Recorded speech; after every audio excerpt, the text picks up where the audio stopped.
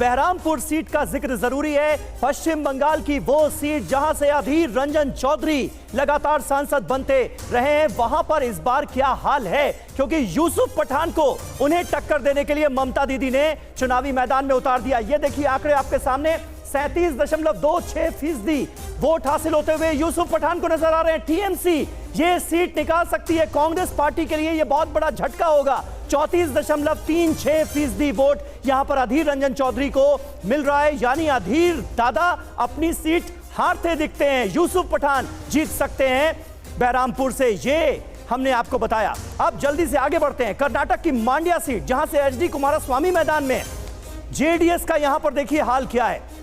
54.93%, तकरीबन 55% vote JDS को मिलते नजर आ रहे हैं। एचडी कुमारस्वामी अपनी सीट जीत रहे हैं। कांग्रेस के खाते में 37.29% वोट जाते हुए नजर आते हैं। अब मध्य प्रदेश की वो सीट जिसका सबसे ज्यादा जिक्र हुआ, छिंदवाड़ा, एकमात्र उम्मीद के तौर पर भी कांग्रेस पार्टी के लिए देखा गया। यहां पर हाल क्या है? छिंदवाड़ा सीट भी कांग्रेस पार्टी के हाथ से जाती नजर आ रही है। इस बार 40.70% वोट जो है वो मिलता नजर आ रहा है सिर्फ नकुल नाथ को, और बीजेपी यहां से जीत दर्ज कर रही है 48% वोट के साथ। ये कमलनाथ और नकुल नाथ के लिए बहुत बड़ा झटका होगा, कांग्रेस के लिए एमपी में बहुत बड़ा झटका होगा। अब एमपी की दूसरी सीट विदिशा, जहां से पूर्व मुख्यमंत्री शिवराज सिंह चौहान चुनावी मैदान में है। बीजेपी यहां से 73.39% वोट हासिल करके जीतती नजर आ रही है, और कांग्रेस पार्टी को सिर्फ 22.74% वोट हासिल होते हुए नजर आ रहे हैं। बड़े मार्जिन से जीत दर्ज करने जा रहे हैं शिवराज सिंह चौहान, यह एग्जिट पोल का नतीजा बताता है। अब राजगढ़ सीट की बात कर लेते हैं। एक और उम्मीद कांग्रेस पार्टी के लिए, दिग्विजय सिंह की सीट। जी हां, सही समझे आप। बीजेपी यहां पर 54.47% वोट परसेंटेज के साथ कांग्रेस पार्टी को मात देती नजर आ रही है। दिग्विजय सिंह अपनी सीट हार रहे हैं हमारे एग्जिट पोल के हिसाब से, और राजगढ़ सीट बीजेपी के खाते में जाती हुई नजर आ रही है। और आइए एमपी से रुख अब महाराष्ट्र का करते हैं। अमरावती सीट पर क्या नजर आया?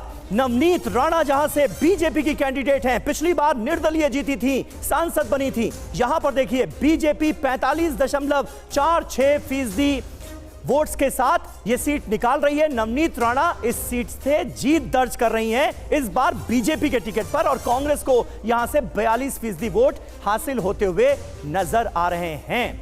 और अब बात बीजेपी के एक और बड़े दिग्गज की। जी हां, नागपुर सीट का हम रुख कर रहे हैं। महाराष्ट्र की नितिन गडकरी जहां से एक बार फिर उम्मीदवार, और इस बार एक बड़ा टारगेट रखा था बीजेपी कार्यकर्ताओं ने उनके लिए। 65.77% वोट हासिल होते हुए बीजेपी को नजर आ रहे हैं। वहीं कांग्रेस को सिर्फ 29% वोट हासिल होते हुए नजर आ रहे हैं।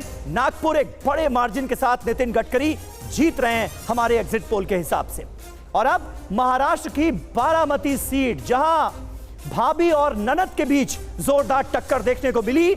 सुप्रिया सुले एनसीपी शरद पवार गुट से 50.25% वोट हासिल करके ये सीट जीत रही हैं। बारामती खाते में जा रही है एनसीपी शरद पवार गुट के। सुप्रिया सुले यहां से जीत रही हैं। सुनेत्रा पवार एनसीपी अजीत पवार गुट की 41.49% वोट उन्हें भी हासिल होते हुए नजर आ रहे हैं। और अब उत्तर पूर्व दिल्ली की बात करते हैं। मनोज तिवारी, सारे सांसदों के दिल्ली के टिकट कट गए, मनोज तिवारी ने अपनी सीट बचा ली। मनोज तिवारी देखिए 49.90%, 49.90% वोट उन्हें हासिल होते हुए नजर आ रहे हैं। कन्हैया कुमार कांग्रेस पार्टी के जो कैंडिडेट हैं उन्हें 44.52% वोट मिलते हुए नजर आ रहे हैं, और यह सीट कन्हैया कुमार हार रहे हैं। मनोज तिवारी ये सीट जीत रहे हैं, और दिल्ली की 7 में से 7 सीटें बीजेपी के खाते में जाती हुई नजर आ रही हैं। और देखिए ओडिशा का संबलपुर, जहां से धर्मेंद्र प्रधान केंद्रीय मंत्री चुनावी मैदान में, इस बार ओडिशा में उन्हें बड़ी जिम्मेदारी दी गई।